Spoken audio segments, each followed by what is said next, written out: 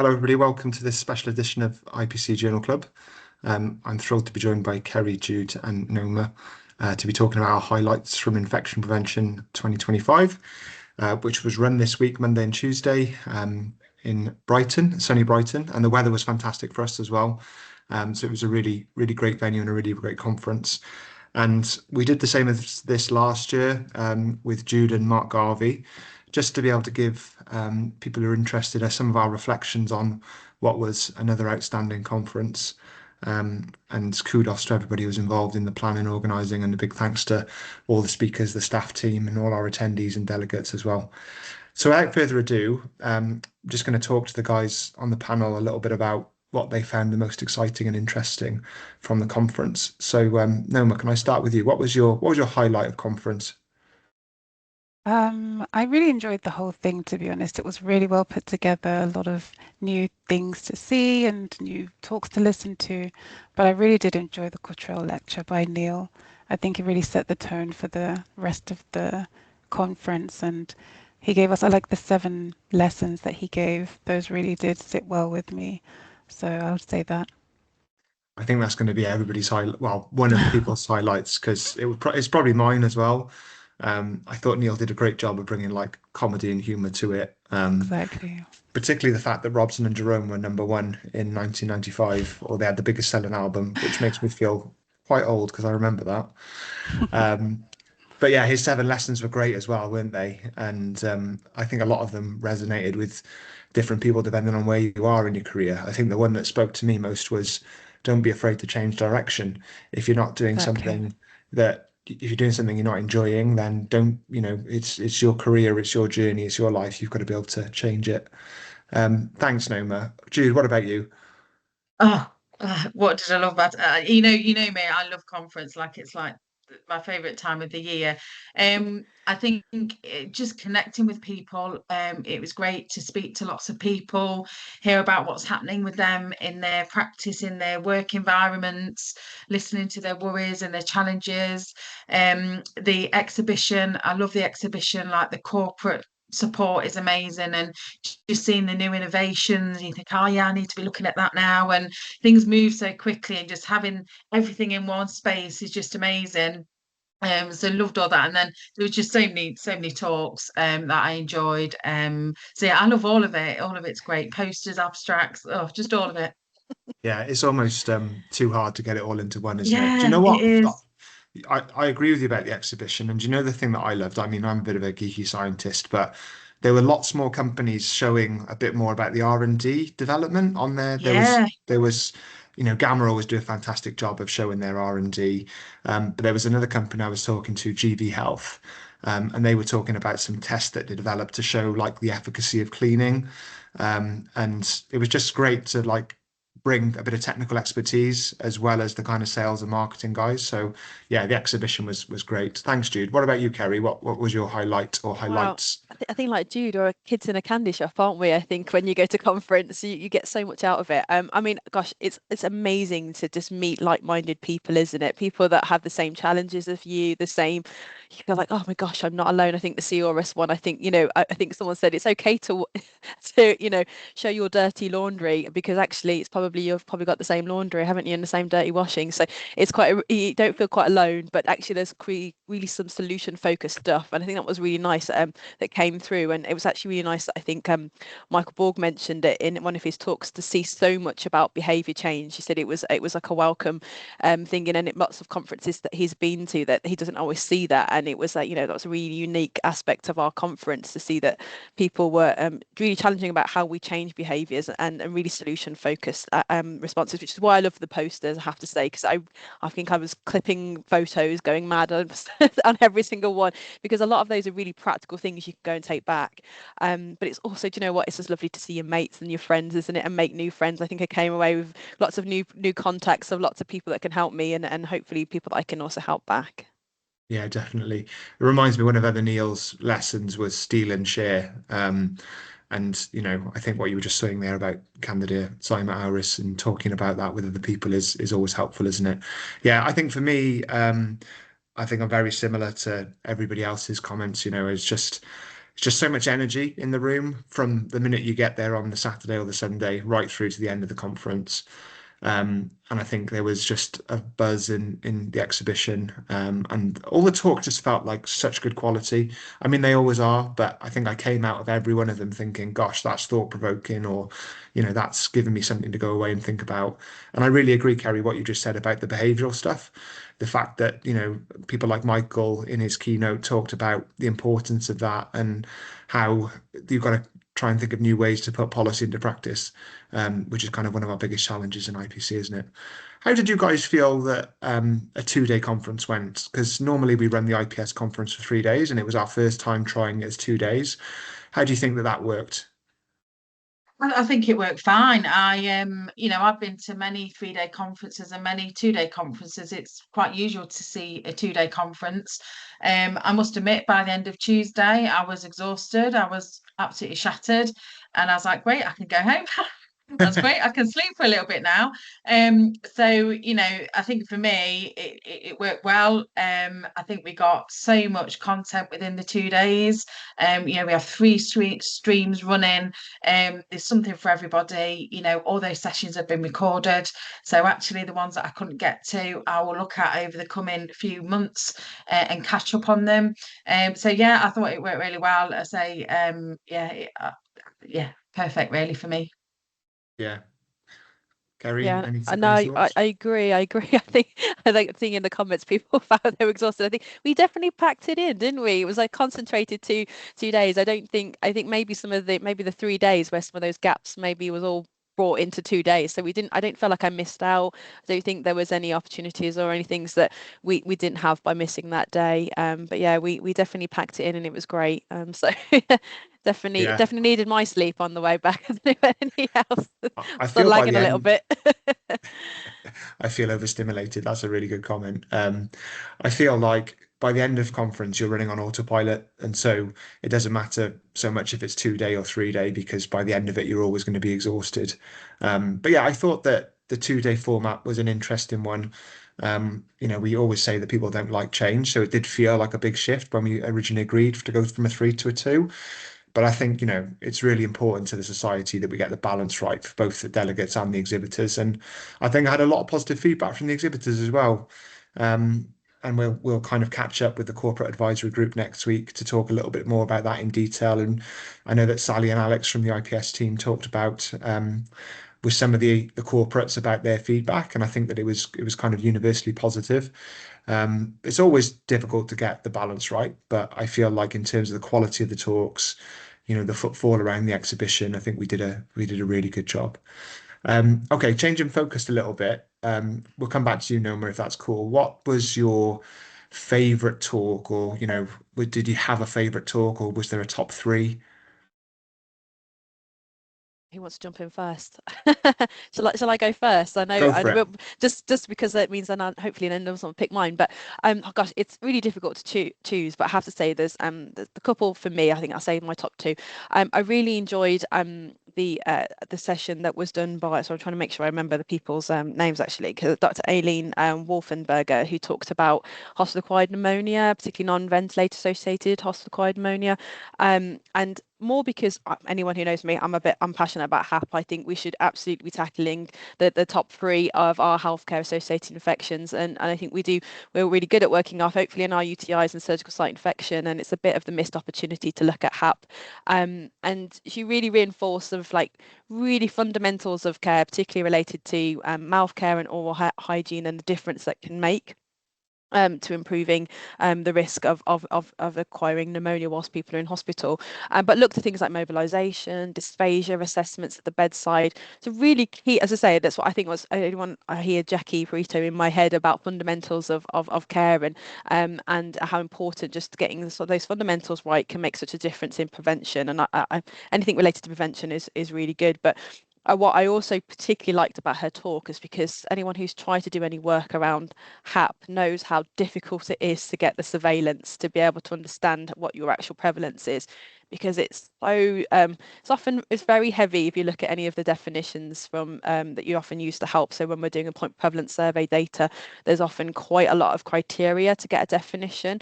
So what I really appreciated in her talk was giving some really ideas about automate some of that surveillance, or at least semi-automate that surveillance to help you capture at least sort of the majority of patients that would meet the risk definition of a hospital-acquired pneumonia. So you could capture around about 90% of those patients, and then maybe out of that you'll look around about 5% manually of that data to give you the kind of the HAP patients that they would pick out of.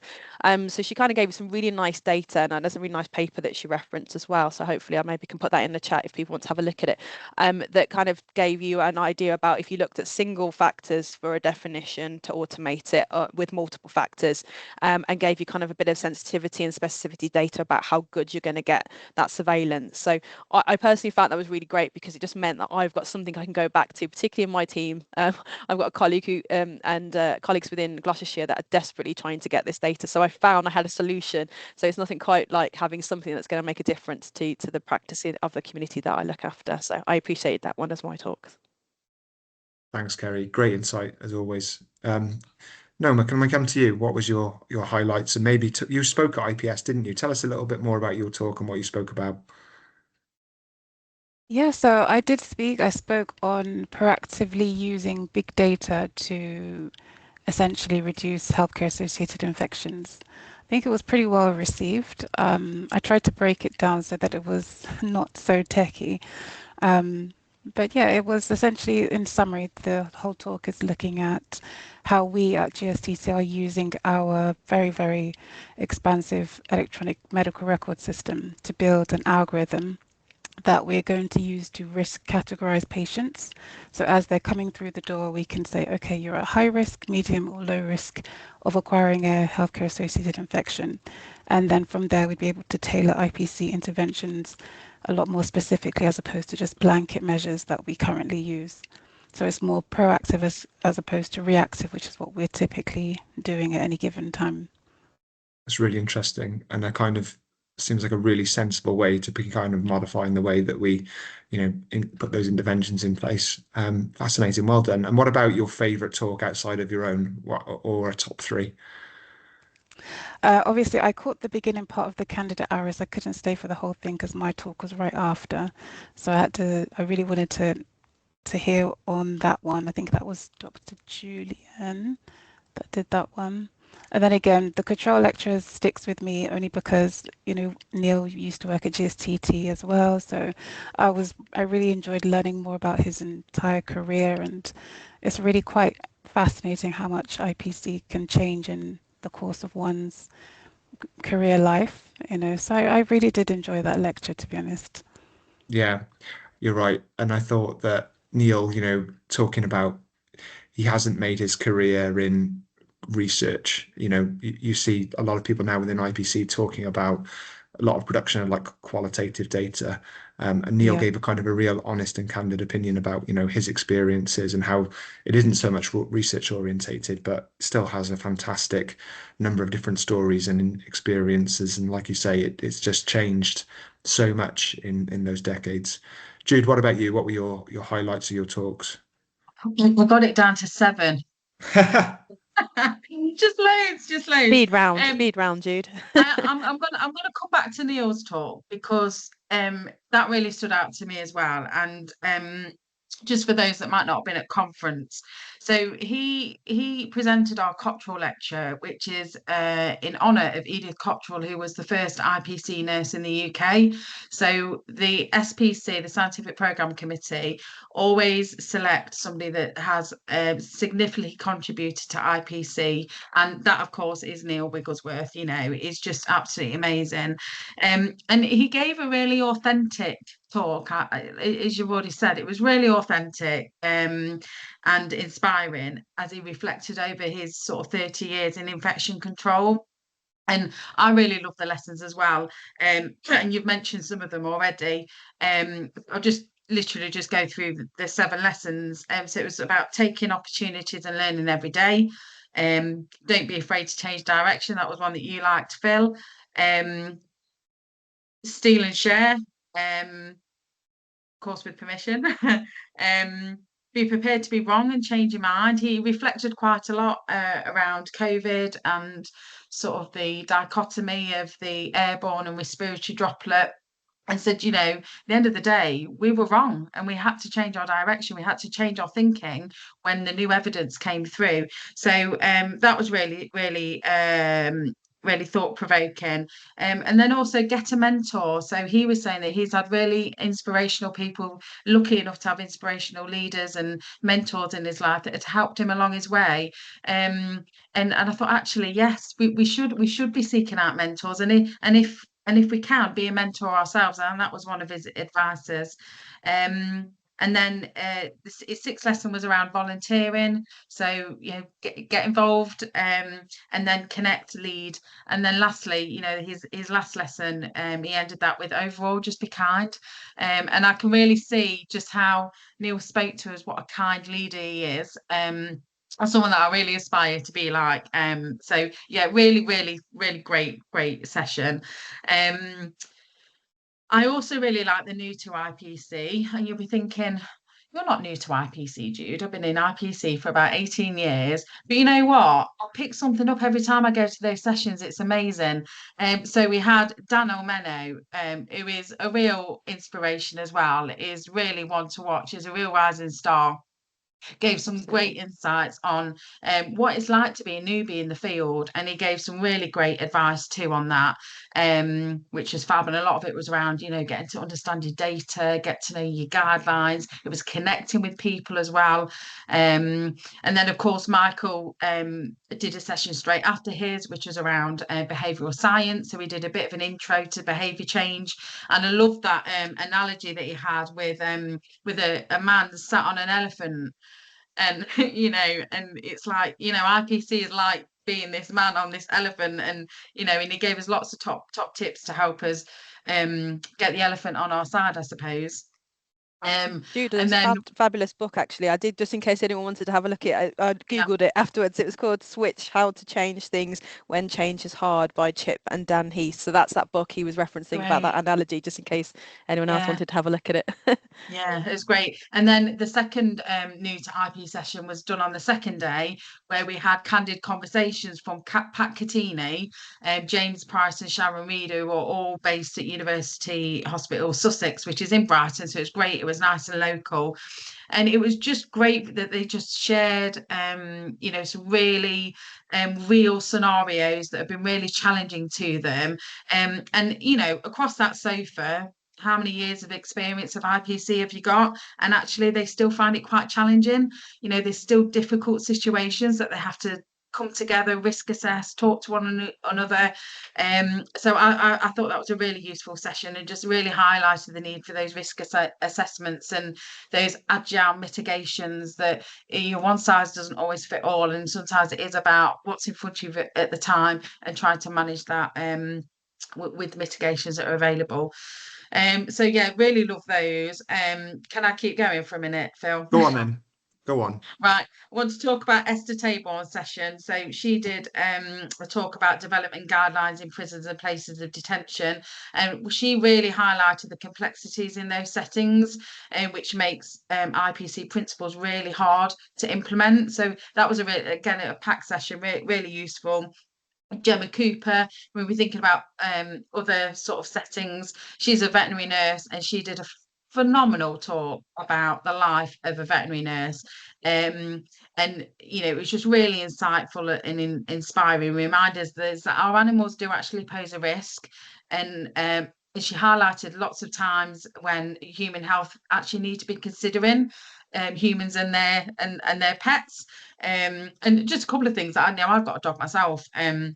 You know, and you know, if you feed a dog raw a diet, you know, it will shed salmonella. Well, I didn't know that. I don't feed my dog raw diet, but I know people that do. Do they know those risks? I don't know. Also, you know, emphasizing around pet vaccinations and the risks of those on humans that are immunocompromised. So what she was able to really do very well was to bring all that One Health into context and bring to light the need for, you know, maybe veterinary workers, farmers, etc., to be included in those high risk patients. You know, when someone's going for surgery, and sometimes you'll say, well, actually, yeah, you're a healthcare worker, so you might be at high risk. Actually, we've got these professionals that need to be added to that risk risk as well. So just a wonderful, wonderful, insightful session. I could go on, but I'm going to let you just go and talk to somebody else for a second, and I'll come back and take a breath. Thanks, Jude. It's great that people can listen to this and who weren't at the conference, hopefully, and get a little bit of insight as well. And yeah, like we said, the talks will be recorded as well, so it'll be a chance for people to catch up on some of them if you're members of the IPS. For me, I was very proud. There was a lady called Ridgie who works at Oxford, where I worked for 9 months. And Ridgie presented some work that she'd been involved in leading about a cleaning kind of study to kind of improve cleanliness in one of the wards where we had a higher incidence of C. diff. And Ridgie, I remember when I encouraged her to submit the abstract, she was really nervous about it, but with a bit of guidance, she managed to get it in and got put forward for this talk. And I could tell that she was really nervous on the day, but she did such a good job. She'd rehearsed it and polished it to an absolute T. And I think like the reason, other than kind of being involved and showing a bit of mentorship there, I just love the opportunity that IPS gives people who are new into IPC or early in their career to be able to present their research. And I think being a scientist and kind of working in kind of evidence-based practice for as long as I have, it's so vital. So encouraging people to be able to do it and feeling confident they can do it and share their ideas. So Ridgie's talk was a real highlight for me. And essentially, we managed to get our C. diff rates under control after that kind of intervention, which talked about education and audit and improving compliance. I loved James's talk about whole genome sequencing. James did a great job of kind of explaining something which I think is very novel still. You know, if you haven't worked in kind of genetics or microbiology, then the idea of whole genome sequencing, I think, can feel a bit big and scary. But I think James just did a really good job of illustrating his own experience of how they're implementing it in Brighton and Sussex. And I personally think it's probably the future, you know, the ability to maybe track these infections in real time and investigate our outbreaks with a bit more confidence. And he's shared some really interesting insights about how whole genome sequencing has got a lot of power, but there's still a lot of work to do around kind of the implementation of it. So yeah, what else is there for me? I love Michael Borg's talk as well. I think given that when I started my career, I saw Tina Bradley as, you know, a godmother of IPC with so much knowledge, and I really, really admired her. And the Hospital Infection Research Lab was always kind of seen as being such an important element within IPC and efficacy and testing, particularly in the industry that I worked in. So to have somebody, you know, talk about and dedicate their talk to Tina's memory and all the hard work that she did, but also the content of Michael's talk, you know, this idea of the behavioural science and like I think you just alluded to, Kerry, that Michael was, you know, almost giving the IPS a pat on the back that we'd had so many talks around behavior and the importance of kind of behavior change in IPC. So yeah, Michael's talk, James's talk, and Ridgie's talk for me. Does anybody, before I come back to Jude, any other highlights that anybody wants to share about other talks? Yeah, if it's okay, before Jude jumps in and says amazing, I'm joking too. I think what was really, I definitely agree, and actually, what really on Michael's session, I always forget sometimes how amazingly lucky I was that Tina was in the office next door to me when I worked at UHB. A blessing I did not know I had until I left, I think. One of the things that was really nice about Michael's is just gave me really good practical tips, isn't it? You know, how to work with different personalities. One of the things that really stood out for me was when he was talking about the adult learning pyramid, and just seeing about how it had like 5% of adults will only retain the information they've had in a kind of lecture style, and then 10% if it's reading. But actually, what we need to do is tip it on its head, and you get much better kind of education and training if you get, first of all, do it in a practical way, I think, which most of us do, but also to get the people that you teach to teach others. And I thought, wow, we definitely need to be doing more about that, don't we? And I don't know how the IPS can maybe influence getting people to be able to teach others. And it said actually you retain up to 20% more information. It's that way. So I think hierarchy of effectiveness of interventions was really coming through. And I did mention that in my talk, talking about how we use procurement and technologies and tools to influence behaviour change. But it just reinforced that I need to do that. But I think the only thing I was just going to add was just the phenomenal amount of people signposting resources, and some of those are IPS resources, but in the ALIF lecture where which Martin delivered, which looked at the ARC resources, which is the antibiotic review kit, which is a fantastic amount of resources. There's access to e-learning there. It's very much a change in mindset. I think it was. I really liked it. I think I wrote it down because I really liked how he did it. So it's a mindset change from particularly from antibiotics, moving towards a stop decision. So rather than continue unless so moving towards stop unless I justify continuing, rather than I can't find a reason to stop it. So it was a really nice reinforced way to kind of fantastic amount of stuff that's available to us that no one has to pay for, that can really help your antimicrobial stewardship programs. And I would go without saying not to mention about the IPS resources. They talked with drip resources for urinary catheters, invasive devices related to vascular access and trying to improve invasive device related infections. One together, Debbie did a session on that, and then also Jenny Wilson started to talk a little bit about the new aseptic technique resources, the ATIPs, which looks at support fantastic amount of resources again, which are most posters and videos that directed people on how to use an aseptic technique across a number of different interventions that we commonly do, from emptying a urinary catheter bag out to administering IV antibiotics, but really give a new reflection on how we can remove some of the unnecessary glove use through that process, which was a really welcome way of seeing it, because I think a lot of us are doing a lot of glove reduction programs, but find often some of these aseptic processes quite still using quite a lot of gloves. So it was quite nice to have something that was really easy, really comprehensive to use, but also again free for people to use, rather than reinventing the wheel. Thanks, Kerry. It's nice to see people sharing their best talks in the chat as well. It's lovely. Yeah, talking about Jenny's talk, the veterinary nurse Gemma, the ALIF lecture. I mean, we haven't really talked much about the posters either. I thought there were some fantastic oral presentations. Chris, whose surname I forget, from Dartford, she presented a really great QI project around working with her domestics, and talking about how to kind of improve and educate around the importance of IPC and how their role as cleaners and keeping the environment clean and safe plays a vital role in IPC. And yeah, she was talking about how well and successful her first cohort of teaching had gone, and that they were then going on to do a second one. So yeah, that was a really nice poster talk as well. Jude, did you want to come back with some more? Well, they actually won our IPS Impact Award for Nurturing Talent for that piece of work. So it was absolutely a phenomenal piece of work, and I've actually put it on my list, so I don't need to talk about that one now. But yeah, it was absolutely phenomenal. And one of the chap that won the oral presentation award, that was Graham Thompson, and they actually won.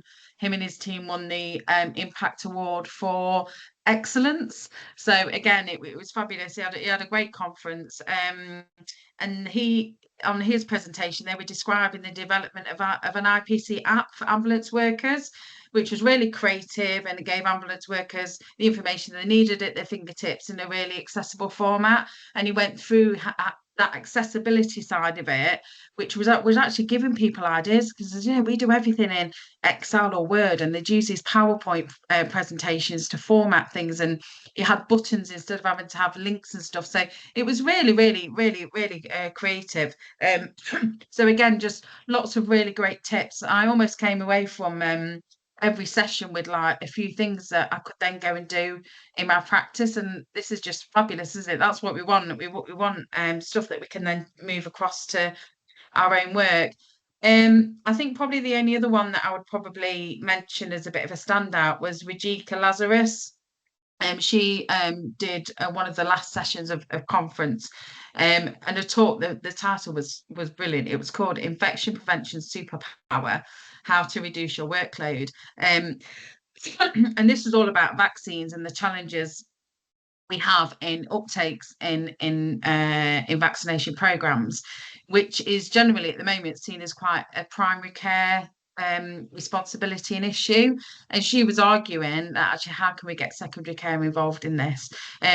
So she gave lots of suggestions and lots of ideas to get people thinking, to say actually is this something that we could do. And I think one of the I'm just looking at my notes here, she was highlighting sort of some of the critical times that actually vaccines could possibly be offered when somebody was in hospital. And one of those might be a pre-assessment clinic. It could be when people are waiting to be discharged home, so once they've got over their acute illness, they're then waiting 2 or 3 days to get the care package to go back home. Is there an opportunity there to say, okay, so what vaccines do we need to update you on? What's due?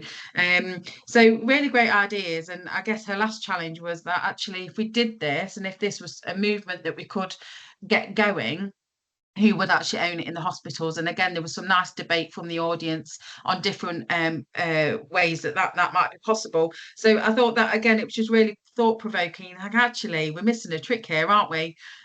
We just need to find a model that works, that complements the primary care vaccination programme, to try and get the uptake better than what it is now. So yeah, I thought that was fabulous. Thanks, Jude. Always so thorough. I really admire that in you. Always loads of insight. Absolutely. Okay, last couple of minutes, and then we'll wrap it up. I thought about where we could go next, but maybe we can talk a little bit about 2026. So we've already confirmed our save the date. I think it's due 28th, 29th of September. Am I right? Yeah, yeah. It is. And it's going to be held in Leeds. So we're going back up north. So Nneoma, maybe I can come to you first. Anything you would like to see on the programme in 2026, or be that more of the same from 2025, or an area of research that you're really interested in, or IPC that you'd like to see in 2026? I think in general, just one of the things I feel is lacking a little bit from IPS is just the global representative. It is like heavily nurse-led, naturally so, given the history, but it's evolved into much more than that. So seeing different people from different divisions coming in, more environmental, more epidemiologists, your doctors, just making it a little bit more diverse, because we'd all have different points of view in approaching IPC. And if it's exclusively nurse-led, everybody kind of feels like it's a hands-off kind of situation for them. And that's just not the case if we want to get on top of this problem. That's fabulous feedback. Thank you. Yeah. What about you, Jude? I think I'd like to see more One Health stuff, more planetary health, climate. We actually know who our keynotes are. I don't know whether I'm allowed to say. I'll probably get into trouble, but the SPC say they work way in advance, already thinking about next year's conference, already secured keynote speakers. So, it'll be fabulous. And call for speakers will go out shortly, I'm sure. So, yeah.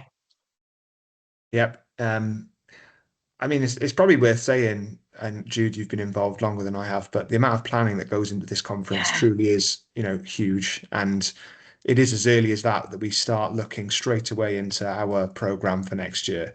It takes such a long time to coordinate and invite your speakers and get confirmed attendance. So we're straight into planning for 2026. And yeah, really excited to be into Leeds. And like Jude says, to already have our keynotes in is just showing, it's a testament to the leadership of the SPC and Fiona and the rest of the team. Kerry, what about 2026 for you? What would you like to see? Yeah, I mean, I made some reflections already, guys. I definitely support of those two things, particularly that One Health approach, because that's how we should all be working together. I think is a kind of aligned to that, really. What's great is that we've got, people from industry now coming from other non-traditional IPC areas. So we're seeing our engineers, our estates. It'd be great to see things like decontamination, colleagues, facilities, estates, because actually a lot of us are tackling a lot of these holistic things with those colleagues in the forefront of everyday practice. It would be great to see them coming to our conference, exhibiting at our conference. So a perfect example, I was with some colleagues at T-Safe talking about how we reduce sort of external contamination of filters, and then we realised we've got a whole load of dispensers being fitted by another company that got in talk, and they were saying, we fit all dispensers onto your sinks, and we have lots of contamination being caused by these things. So I was like, can we come together and let's figure out, we could produce some guidance about where you fit dispensers in your sinks and around in care environments and in hospital environments, so it makes it easier to minimize the risk of cross contamination. So those sorts of things, we're already thinking about how we can bring all these colleagues together. So it'd be fabulous to see sort of those people coming to our to the forefront of our conference, either presenting or even attending as delegates. Yeah, good insights. For me, I think I'd like to see more on genomic surveillance of infections and outbreaks, and see if 12 months, with more research, we're a bit closer to kind of, at the moment, I don't still see how we implement it in our everyday. So I'm guessing and I'm hoping that the research that's going on with people like James and Alex Sunderman in the US means that we're a little bit closer to thinking about how it fits into the everyday. Sustainability as well. I think we covered plenty of it, but I think it's just going to be on the top of our agenda for so long moving forward. And I think we could maybe talk a little bit next year about more initiatives that people are doing, and that in that same, lesson from Neil about share and steal. How else are you kind of improving your sustainability practice in your organization? And we've all got to reduce our carbon footprint. So how can we do it? And where are the quick wins, and what's reusable, what's recyclable, etc. So those would be the two things for me. Before I wrap up, anything else you guys would like to share or talk about?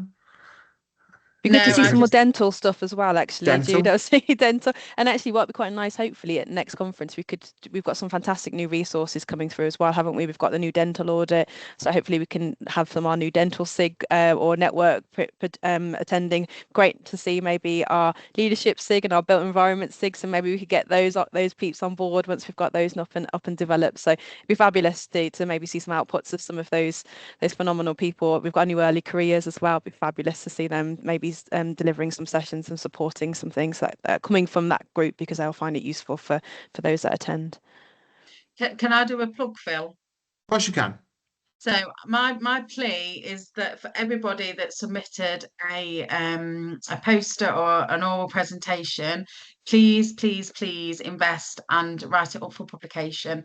We would love to see it in our journal, but there's lots of other journals as well. And of course, we're biased. We want you to come to us, but please let the wider IPC community see the wonderful work that you're doing. And you're only going to do that by getting it published. So please do take that next step, because as I say, the posters and stuff were just amazing. Yeah, that's a really good. Absolutely. I support that. 100%. And get a mentor if you need help, then get a mentor. I think that I think sometimes maybe people are a little bit I don't know, cautious or grounded about seeking out a mentor. But what's the worst that'll happen? They'll say no. And I think they'll probably suggest somebody else, in fairness, because most people want to help. So I had a few people ask me through a conference. I'm like, yeah, email me, absolutely. And if you can't, you will often find somebody else to help you. So yeah, always ask. Yeah, Josephine has already taken up the call to arms there. She's gone to submit her publication. So there we go.